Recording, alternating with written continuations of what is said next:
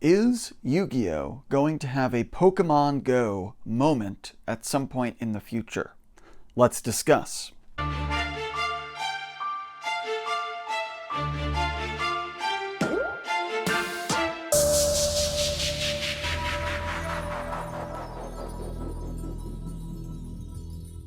Hey, what's going on, everybody? Welcome back to the Parkside Merchant channel.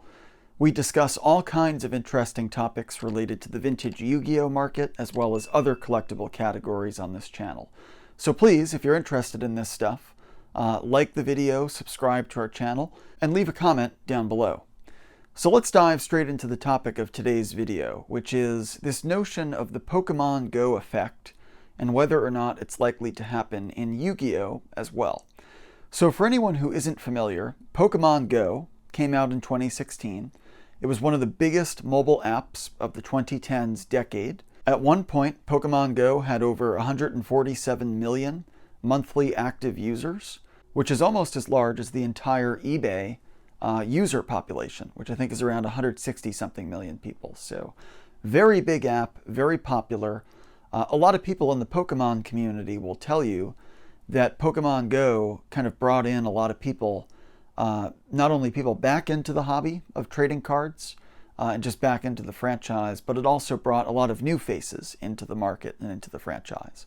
People that didn't play a lot of Pokemon when they were kids, but had discovered it through the application and were now interested in playing the game, basically using the mobile app on their smartphones.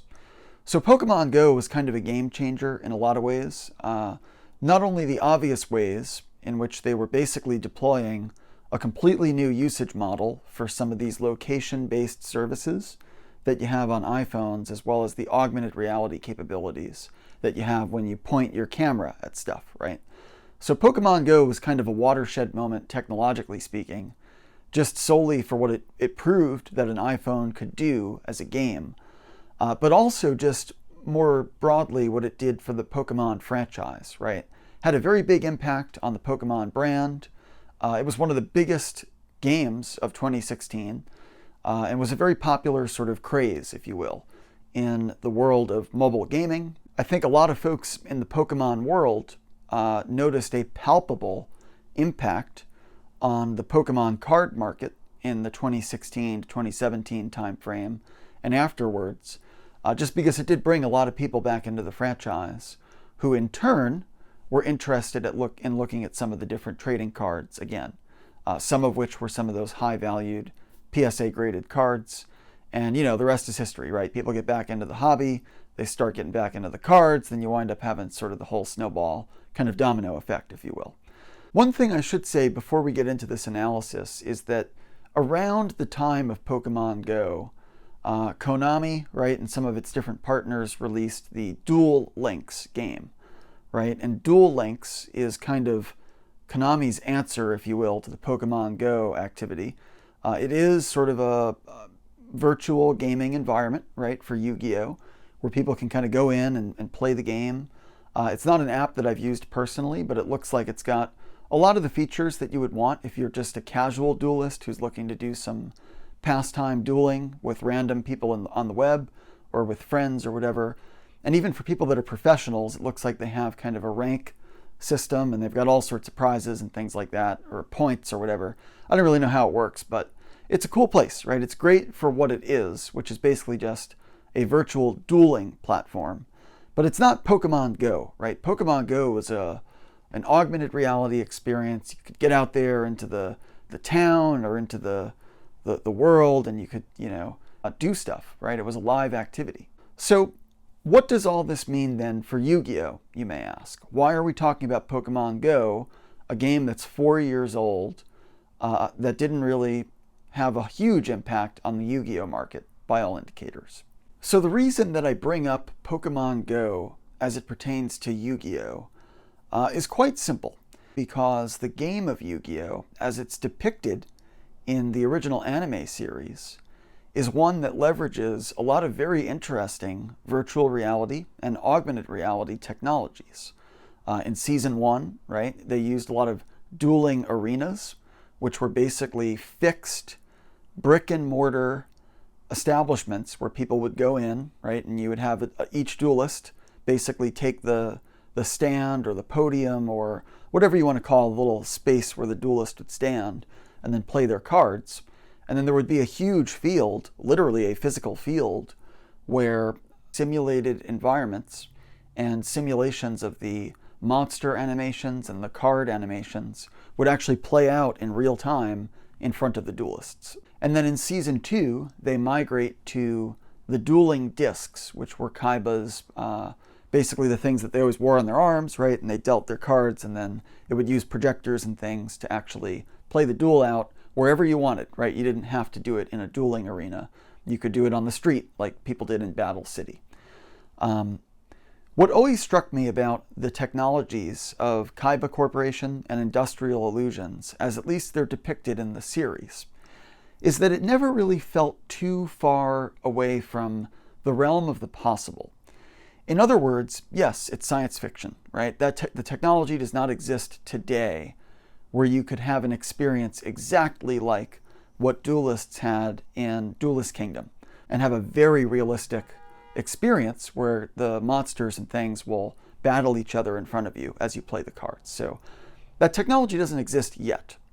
But when you think about it, right, where Yu-Gi-Oh could be in 10 years, 15 years, 20 years, right? If you think about the early days of Pokemon in the late 90s, and you told somebody that Pokemon Go was going to be a thing in like 15 years or 16 years or whatever, people wouldn't believe you, right? You could not play Pokemon Go with the technology that existed in 2000.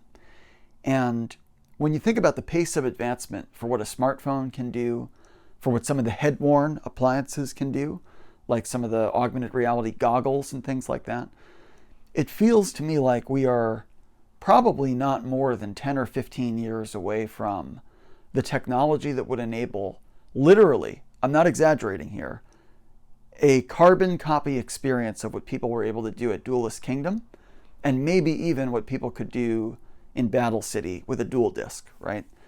It seems like the pace of advancement that we see in those technology areas, virtual reality, augmented reality, right? Some of these different simulated environments and things like that, feels like we're not too far out from something like that kind of experience. So the question then in my mind is, if my intuition, and again, this is not an expert's opinion or anything like that, but if my intuition tells me that a Duelist Kingdom-like augmented reality or virtual reality experience for Yu-Gi-Oh could be possible, right? Then my next question is, what does that mean for the hobby? And what does it mean for the media franchise of Yu-Gi-Oh? And I think the answer is it's probably something a lot like Pokemon Go. Maybe not quite as dramatic because Pokemon is a bigger franchise and it has a little bit more mainstream popularity. But if, and again, this would probably be in a post-COVID world where people could do in-person activities again, what would that look like? What would that mean? And even if it's not in a post-COVID world, if COVID just hangs around and we're all stuck socially distancing for the next 10 years, which I hope is not very likely, but it's possible, right? It's within the realm of possibility that this could just be the early days of this disaster. Then augmented reality or full virtual reality experiences where people could get into kind of like what you saw in Season 3 with the Noah Kaiba character arc, a fully virtualized dueling environment, right, where people got into those, like, the special chairs. People have seen, if you've watched the series, you know what I'm talking about, but it's like a full-on virtual reality experience where you enter a fully simulated world where you duel.